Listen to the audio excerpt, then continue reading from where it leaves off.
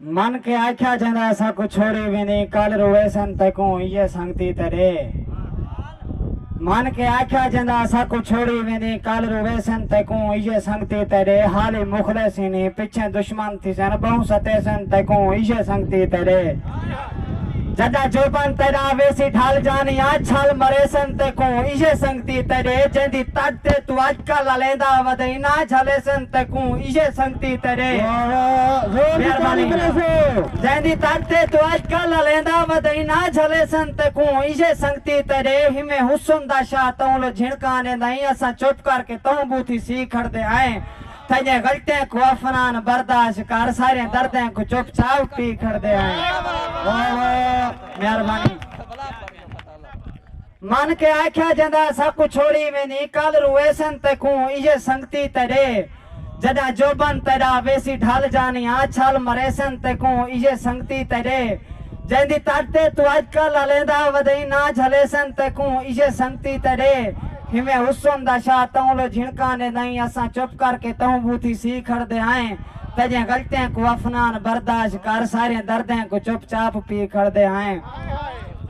सादा दरिया जी है जिंद जी वैसो प्यार जा शादा वातरे दे।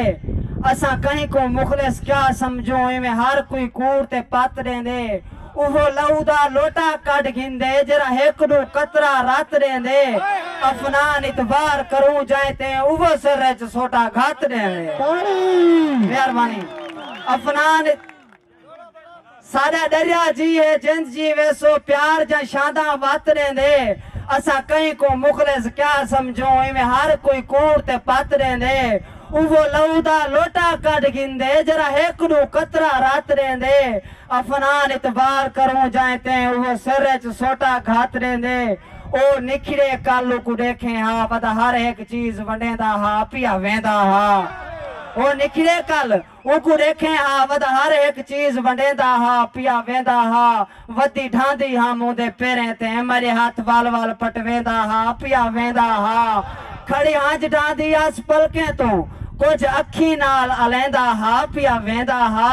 अफनान हई जल्दी बहु को हाथ नाल इशारे देंदा हा पिया वेंदा हा। आखिरी जुड़ा के बेचिंता छोड़ के वेंदा पाए देखी आजा सी भावे काला सी सारो वाला सी। बेचिंता छोड़ के वेंदा पाए देखी आजा सी भावे काला सी सारो वाला सी। इकू बेट जा साली बहु भासन सट गायर दे शीश महल्ला सी सारो वाला सी। इसी जोबन जे तक संगती हन वैसी जोबन जाए नी ढाला सी सारो वाला सी। अफनान हाली जानदा नहीं कायनात जा ठोकरा जाला सी सारो वाला सी। मेहरबानी सर। बहुत अच्छे।